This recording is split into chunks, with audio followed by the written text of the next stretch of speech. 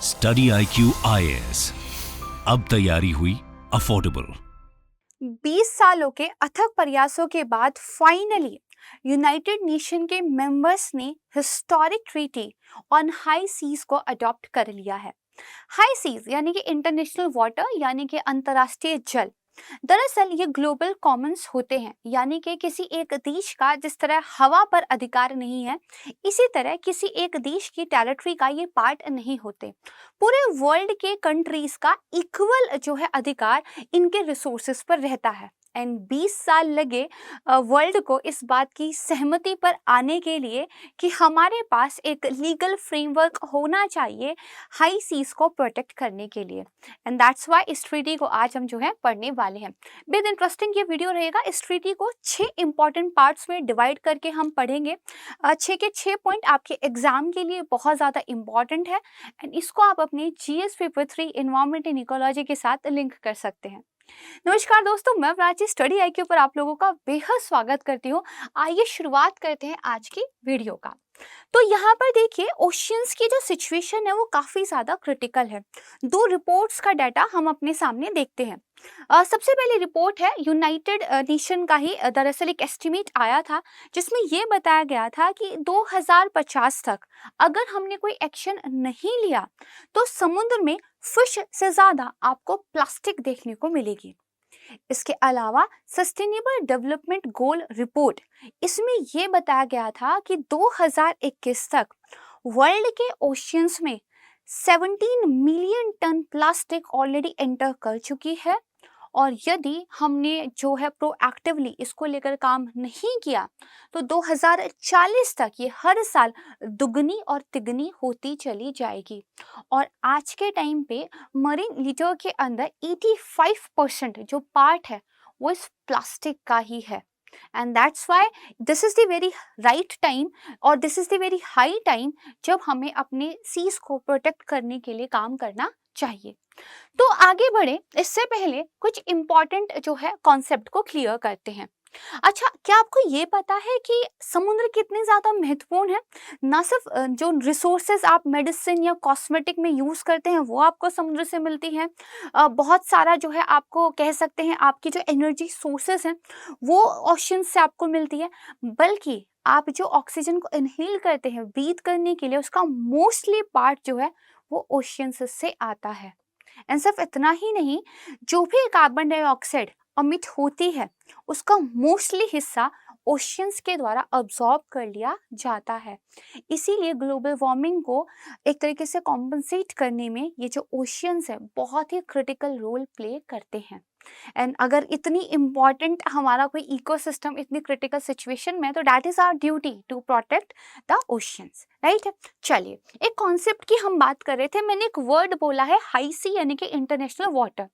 Basically जो अगर आप देखेंगे ये आपकी बेस लाइन है, ठीक है, ये आपका बेसिकली यहाँ पे जमीन है एंड इसके बाद जो है वाटर शुरू हो जाता है। बेस लाइन से अगर आप 12 नॉटिकल मील तक चले जाएंगे, ठीक है, इसको टेरिटोरियल सी जो है यहाँ पर बोला जाता है, यानी कि इस पर कंप्लीटली क्या है, आपके देश की संप्रभुता है, ठीक है, भारत की भी है।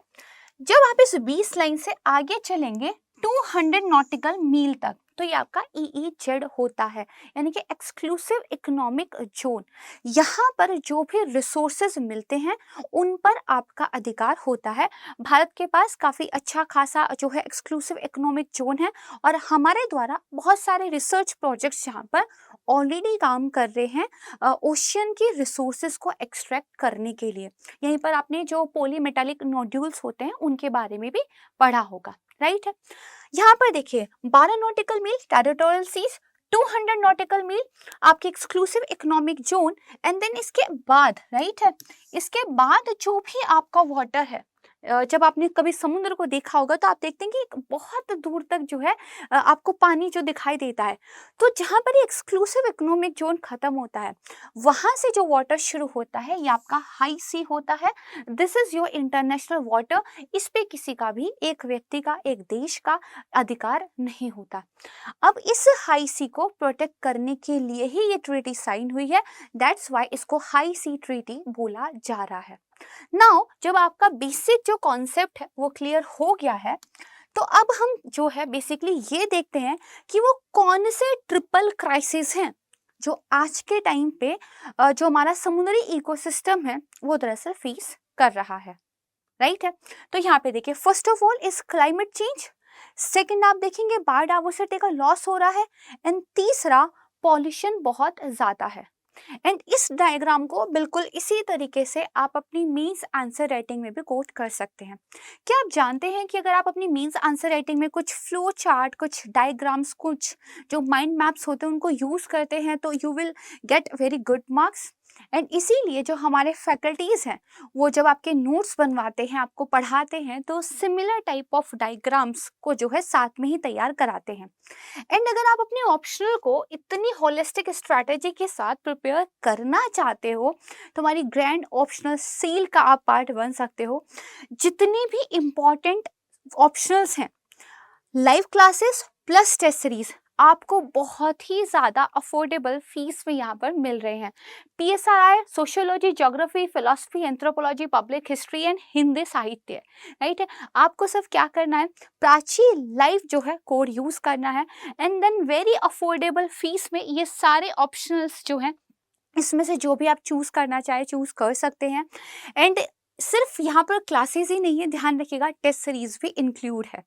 तो जिस तरह का डायग्राम मैंने आपको दिखाया था ना, सिमिलर तरीके से कोशिश कीजिएगा अपने नोट्स बनाने की हर एक टॉपिक पर, राइट है। आपको बहुत ज़्यादा हैंडी वो पड़ेंगे। खैर, हम अपने कोर्स के बारे में वीडियो के एंड में देखेंगे। फिलहाल वापस से बात करते हैं अपनी संधि की। तो देखिए, यूनाइटेड नेशन ने ये जो फर्स्ट एवर ट्रीटी को अडॉप्ट किया है, ध्यान रखिएगा इसका जो टेक्निकल नेम है वो कुछ और है। तो हो सकता है जब क्वेश्चन पूछा जाए वो इस टेक्निकल नेम पे पूछा जाए। तो नाम क्या है? Agreement under the United Nation convention on the law of sea on conservation and sustainable use of marine biodiversity in areas beyond national jurisdiction, right है, क्योंकि these are not the part of any countries territory, right है। तो ये आप थोड़ा सा ध्यान रखिएगा, this is the technical name. अब दरअसल इस ट्रीटी को कुछ पॉइंट्स में जो है समझते हैं। ये पॉइंट्स आप एज इट इज मेंस में भी लिख सकते हैं और ये पॉइंट्स एज इट इज आपके प्रीलिम्स में एज अ स्टेटमेंट भी पूछे जा सकते हैं। सबसे पहला इस ट्रीटी में कहा गया है कि हम जो है अब एक marine protected area high seas पर बना पाएंगे। देखो, आपको प्रोटेक्टेड एरिया का कॉन्सेप्ट पता है ना, जब हमें बायोडाइवर्सिटी को राइट है इन सीटू प्रोटेक्ट करना होता है तो हम national park, wild life sanctuary, community reserve इस तरह की चीज़ें अपनी कंट्री में बनाते हैं, क्योंकि हमारे देश में जो है वो हमारी ज़मीन है, हमारे संसाधन है, हमारा वाइल्ड लाइफ है, तो हम वैसा कर सकते हैं। हाई सी पर ये करना अभी तक पॉसिबल नहीं था क्योंकि कोई लीगल फ्रेमवर्क नहीं था। बट अब यहाँ पे न्यू एग्रीमेंट ने जो देश हैं राइट उनको एक ग्लोबल पावर देती है कि अगर आप चाहें तो एक प्रॉपर प्रोसीजर को फॉलो करके जो आपका बेसिकली समुद्री एरिया है यहाँ पर भी प्रोटेक्टेड एरियाज को जो है स्टैब्लिश कर सकते हैं। परफेक्ट है। अब जो है इसी से पहले वाले पॉइंट से लिंक होके निकलता है दूसरा पॉइंट। आपको याद है एक मॉन्ट्रियल में दरअसल कॉन्फ्रेंस ऑफ पार्टीज जो कि कन्वेंशन ऑन बायोडाइवर्सिटी पर हुई थी, राइट है, उसमें एक एग्रीमेंट साइन हुआ था और जिसका बड़ा अच्छा नाम था 30/30। इसमें ये कहा गया था एग्रीमेंट में कि भाई जो 2030 है वहाँ तक हम अपनी बायोडाइवर्सिटी को यानी कि अपनी लैंड को और अपने वाटर को राइट है 30% प्रोटेक्ट करेंगे और ये हम ऐसा 2030 तक करेंगे। That's why the name 30/30। अब देखो, जब चैलेंज आपके सामने ये है कि इस दशक के अंत तक अपने समुद्रों का 30% आपको क्या है बेसिकली सुरक्षित रखना है, तो अब इस वाले एग्रीमेंट को अचीव करने में ये जो हाई सी की ट्रीटी है ये आपको हेल्प करेगी। इसीलिए ये एक पाथ है जो आपका 30/30 जो है ओशियंस के लिए अचीव करने में मदद करेगा। अगेन ये 30/30 भी इम्पॉर्टेंट है, इसको भी ध्यान रखिएगा, ठीक है। और इसका जो बेसिकली एक टेक्निकल नेम है वो है Kunming-Montreal global biodiversity framework, right है, जिसमें हमने कहा कि भाई 30/30, राइट है। दूसरा यहाँ पे क्या है, देखो समुद्रों के अंदर इतने संसाधन हैं कि आज तक हम लोग रिसर्च ही करते जा रहे हैं, राइट है। बहुत सारे ऐसे जेनेटिक रिसोर्सेज हैं जिनका मेडिसिन में, कॉस्मेटिक में, सी फूड में यूज हो सकता है। तो हर किसी देश के पास इतने रिसोर्सेज नहीं है कि वो अपनी रिसर्चर्स की टीम भेजे एंड देन उसके बाद जो भी चीज़ें पता चले उनका यूज़ करे। जनरली डेवलप्ड कंट्रीज के द्वारा जो है इन जेनेटिक रिसोर्सेज के बारे में रिसर्च की जाती थी एंड उन्हीं के द्वारा फिर इसका यूटिलाइज अपने हित में किया जाता था। बट हाई सीज, मैंने शुरू में ही बता दिया था, ग्लोबल कॉमन्स है। तो इस ट्रीटी में इस बात को स्वीकारा गया और ये कहा गया कि अगर जो जेनेटिक रिसोर्सेज हैं आपके समुद्रों की, उनसे कोई भी बेनिफिट होता है तो उसकी इक्विटेबल शेयरिंग करनी होगी। आपको डेवलपिंग कंट्रीज को भी उसका हिस्सा देना होगा एंड ये बहुत इंपॉर्टेंट पॉइंट है। इसके बाद नेक्स्ट देखिए, एक नया फ्रेमवर्क बनाया गया है एनवायरमेंटल इम्पैक्ट असेसमेंट का। और मैंने आपको अपनी स्ट्रैटेजी वाली वीडियो में बताया था कि जो EIA है वो यूपीएससी के सिलेबस का डायरेक्ट पार्ट है।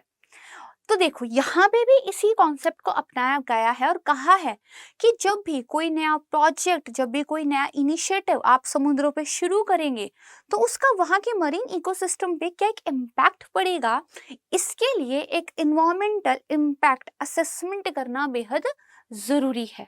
ठीक है, तो जैसे जियो इंजीनियरिंग अगर आप कर रहे हैं तो उससे पहले उसका क्या इम्पैक्ट होगा ये देखना समझना बहुत ज़रूरी है। परफेक्ट है, ठीक है। अब यहाँ पे देखिए, मनी ऑन द टेबल।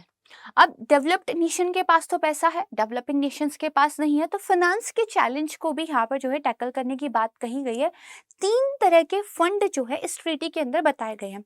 पहला दरअसल एक वॉलंटरी ट्रस्ट फंड बनाया गया है, जो भी छोटी कंट्रीज हैं वो टाइम टू टाइम इसकी मीटिंग्स को अटेंड कर सके, इसमें पार्टिसिपेशन कर सके, इसके लिए फंड बनाया जाएगा।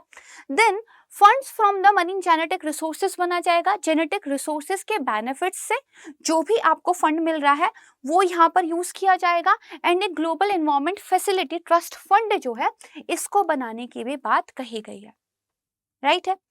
एंड एक और point, clear decision making. Generally आपने देखा होगा एक हम इस तरह का जो है बेसिकली मैकेनिज्म रखते हैं कि भाई इस चीज़ के जब सारे ही मेंबर्स हाँ बोलेंगे ना तभी कोई चीज़ होगी, अगर फिर उसमें से एक भी मना कर देता है तो वो चीज़ स्टॉल हो जाती है। इसको प्रिवेंट किया गया है यहाँ पे। यहाँ पे ये कहा गया है अगर एक बेसिकली 100% सहमति नहीं बनती है तो मेजॉरिटी से डिसीजन ले लिया जाएगा ताकि कोई भी इम्पॉर्टेंट ऐसा इनिशिएटिव इन फ्यूचर स्टॉल ना हो जाए। तो ये एक स्टेप यहाँ पर जो है लिया गया है। ठीक है जी, तो this is all about the treaty. मैंने कहा था 6 इंपॉर्टेंट पॉइंट्स में उसको समझेंगे, तो ये तो हमारा यहाँ पे जो है एंड होता है। अब आपको 2 इंपॉर्टेंट पॉइंट्स मुझे बताने हैं। और सबसे पहला तो जो हमारा बेसिकली P2I यानी कि प्रीलिम्स टू इंटरव्यू बैच है, ये 3 भाषाओं में जो है ऑलरेडी लॉन्च हो चुका है। 19 जून को, 30 जून को एडमिशन्स हमारे क्लोज हो रहे हैं, तो ऑलरेडी टाइम हो चुका है। तीनों भाषाओं में से किसी एक में भी आप एडमिशन ले सकते हैं। वेरी अफोर्डेबल फी। प्राची लाइव कोड आपको यहाँ पे यूज करना है, PRACHILIV।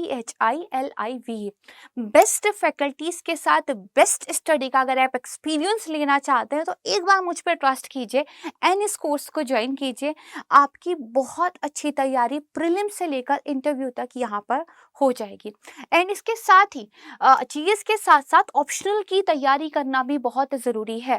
तो जैसा कि मैंने बताया कि ऑप्शनल्स सिर्फ 14,000 रुपीज़ में, राइट है, आपको ये 8 ऑप्शनल्स जो है यहाँ पर बेसिकली मिल जाएंगे। जो भी मेजर ऑप्शनल्स हैं, जो टॉपर्स पढ़ते हैं, UPSC क्रैक करते हैं, एंड इसके लिए भी सिर्फ यूज़ करना है वन फैकल्टी को, डैट इज़ PRACHILIVE।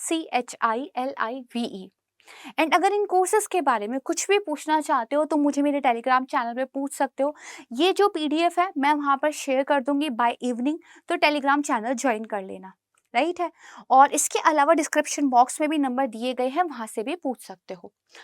अब दरअसल एक इम्पॉर्टेंट क्वेश्चन की प्रैक्टिस आपको करनी है, दरअसल ये जो हाई सी वाली ट्रीटी है ना, ये जो हमारी एक दरअसल United Nation convention on the law of sea है, इसके अंडर साइन की गई है। तो इसके यूएन क्लोज इसको बोलते हैं। इसके ऊपर ना यूपीएससी 2022 में ऑलरेडी एक क्वेश्चन पूछ चुका है जिसमें 3 स्टेटमेंट दी गई है। आपको राइट स्टेटमेंट बतानी है। ये क्वेश्चन प्लस इसका आंसर एंड द एक्सप्लेनेशन मैं अपने टेलीग्राम चैनल पे शेयर कर दूंगी, उसको आप जो है ज्वाइन कर सकते हैं। तो this is my Telegram channel UPSC with Prachi. इसी तरह मुस्कुराते हुए पढ़िएगा। द क्यूआर कोड इसको आप स्कैन कर सकते हैं। And if you have any doubt regarding your preparation, regarding the topic, you can ask me there only. ठीक है, अभी मैं आपसे लेती हूँ विदा। जल्द मिलूंगी एक नए इंटरेस्टिंग टॉपिक के साथ। तब तक के लिए thank you so much everyone. अपना ध्यान रखिएगा, अपनों का ध्यान रखिएगा। जय हिंद। स्टडी IQ IAS, अब तैयारी हुई अफोर्डेबल।